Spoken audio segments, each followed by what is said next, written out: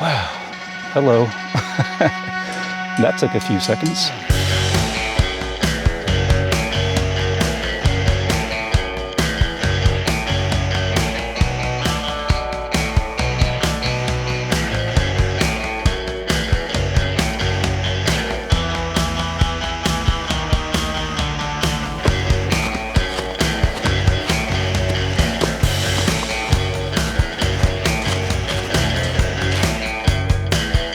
This should be awkward. Vlogging, it's not something that I really do, but testing out the Fujifilm X-M5, and I think one of its intended use cases is probably vlogging.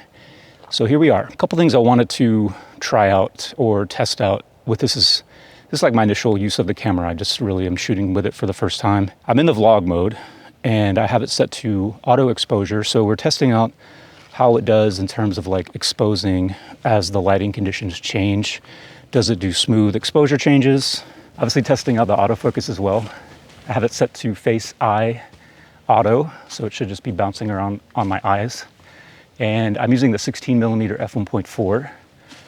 And this lens has one of those really easy to turn aperture rings. So I'm trying to keep it at 2.8, but every time I look at the lens, it seems to have moved. So we're at 2.8. So I know a lot of people are interested in like maybe some of the kit lenses or less expensive lenses, and I'm gonna use the 18-55 kit lens as well, but it's just too tight for this, I think. So we're on the 16-1.4, but we're stopped down to 2.8. And I have the image stabilizer on.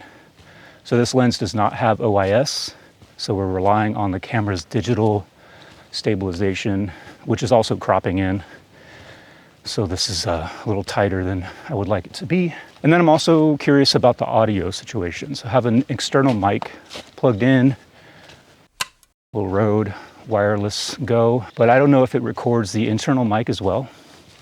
That'd be kind of cool if you had multiple audio channels recorded in the file, but I'm not sure. The vlog mode is cool.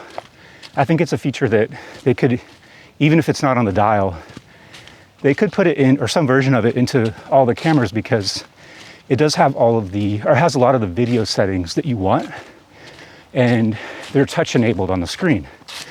So it would be handy in a lot of scenarios, even if you're not technically vlogging. This is a very first impressions video, if that's not clear. So I'm not really going to answer a lot of questions, just sort of pose questions and just show you what the camera looks like. Basically, you know, you turn it on, set it to vlog mode, pick a picture profile, and let it rip, essentially. The AFC custom settings were in their default, so that's sensitivity set to +2 and speed set to 0. One obvious impression is the camera is freaking tiny. It is very much pocketable if you had a small lens on it, but the camera body itself is extremely small. It's also very plasticky, and that's fine for the price, I think. I think the top of the camera, where all the controls are, I think that is a metal plate, basically like the other 85% of the camera is plastic, including like the grip. Another thing to keep in mind, if you have other Fuji cameras, is the battery type. So Fuji hasn't switched everything over to one battery, unfortunately. So this has the smaller battery than the bigger cameras do. And I only have the one battery, and I still have 2 bars left. So I'd say we're getting decent battery life so far. I think it's unfortunate that they can't make the camera just a slightly bit bigger in order to put the bigger battery. Not only for the battery life, obviously, but just so that you only have the one type, that you don't have to collect multiple different types of batteries. One area where the small size is potentially problematic is that it's really hard to just grab the camera or hold the camera in general without accidentally touching a button or a dial.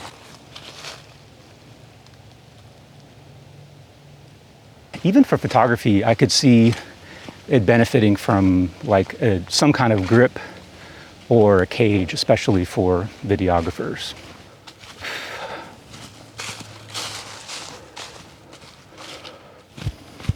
All right, now we're in nostalgic neg.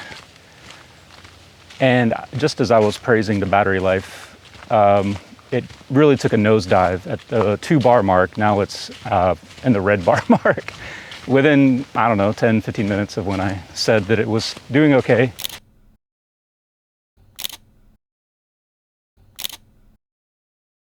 I also really like the shutter sound. It's the little things, you know, like Fuji, the autofocus, I mean, it's not the best. There are other charms that make the system worth sticking with, even if it's just the shutter sound. One more thing about battery life, there are 2 shooting modes. So like in 4K and 1080p, you've got like a regular quality 4K and 1080p, and then there's also something called 4K LP and 1080p LP, and I think it stands for low power. So I have been shooting in the non-LP, so that'll be something else to test. Obviously, how much more battery life can you expect if you do shoot the LP, and then also what are the quality differences? Gotta get out of here before it starts to pour down rain. I really appreciate you watching the video. If you have any questions, comments, concerns, you know where they go. And let me know if there's anything or what in particular you want to see about the X-M5. I'll definitely be covering this camera for a little bit. So yeah, appreciate you watching, and maybe I'll see you in another video.